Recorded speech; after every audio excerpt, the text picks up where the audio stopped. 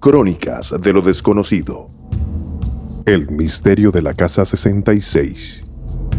En pleno corazón de la Ciudad de México, entre las calles bulliciosas y edificios que parecen no guardar secretos, existe un lugar que muy pocos se atreven a mencionar y aún menos a visitar. Estoy hablando de la Casa 66.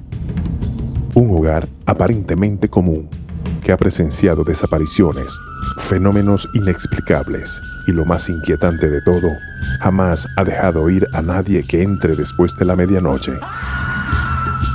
La Casa 66 se encuentra en una calle poco transitada del barrio Coyoacán, una zona conocida por sus leyendas y misticismo. Es un edificio colonial que ha visto pasar siglos, con una fachada desgastada y ventanas cubiertas de polvo. Los vecinos siempre la han considerado una casa vacía, pero no es por falta de inquilinos, sino porque los que se han atrevido a entrar nunca han salido.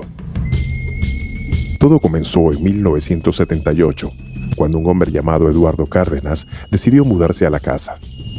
Era un periodista curioso y aventurero, siempre en busca de una buena historia. Los rumores sobre las desapariciones en la casa le parecían exagerados y hasta ridículos. Se burlaba de los vecinos que advertían sobre el lugar y decía que lo único que encontraría allí serían muebles viejos y tal vez algún gato callejero. La primera noche que pasó en la casa fue tranquila. El silencio envolvía las paredes y aunque el viento parecía susurrar algo en los corredores, Eduardo no le dio la mayor importancia. Sin embargo, a la medianoche en punto, algo cambió. Comenzó a escuchar pasos. Al principio, pensó que alguien se había colado en la casa, quizás algún vagabundo. Pero cuando salió de su habitación para investigar, lo que vio fue mucho más inquietante. En la penumbra del pasillo, una figura se deslizaba lentamente. No era completamente humana. Parecía como una sombra deformada, pero con los ojos brillantes, como dos luces incandescentes que lo observaban desde el fondo del pasillo. Eduardo intentó hablar, pero la figura simplemente se desvaneció en el aire. A pesar del miedo que sintió, decidió quedarse. No podía rendirse a la primera señal de lo inexplicable, se decía a sí mismo. Los días pasaron y los fenómenos comenzaron a intensificarse. Las paredes de la casa comenzaban a resonar con lamentos, como si algo estuviera atrapado dentro de ellas. Las puertas se cerraban solas. Los espejos mostraban los rostros que no pertenecían a este mundo. Eduardo intentó buscar explicaciones lógicas, pero cada vez era más difícil ignorar lo que estaba ocurriendo. Una noche, mientras investigaba la casa, encontró algo que le heló la sangre. Una vieja caja de madera oculta en el sótano. Dentro de la caja habían fotografías amarillentas de personas que parecían ser los antiguos inquilinos de la casa.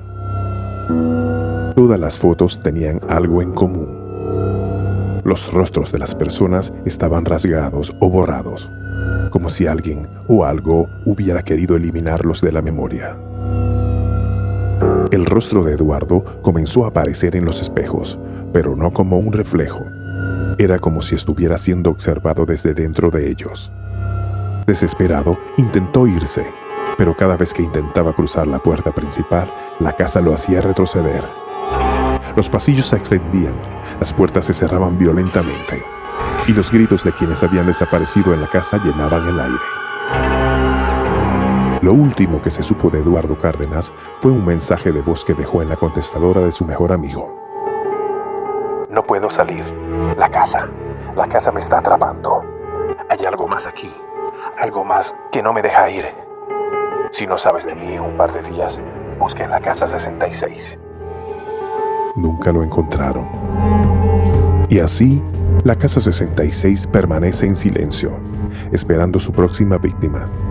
Algunos dicen que si caminas por esa calle en la noche, puedes escuchar los gritos de Eduardo y de todos los que alguna vez cruzaron sus puertas, solo para nunca volver a salir. Si alguna vez pasas por Coyoacán y ves una casa abandonada con el número 66, ten cuidado. porque puede que no sea solo una leyenda. Si te gusta este tipo de contenidos, no olvides suscribirte, darle like y activar la campanita. No te pierdas el próximo misterio en Crónicas de lo Desconocido.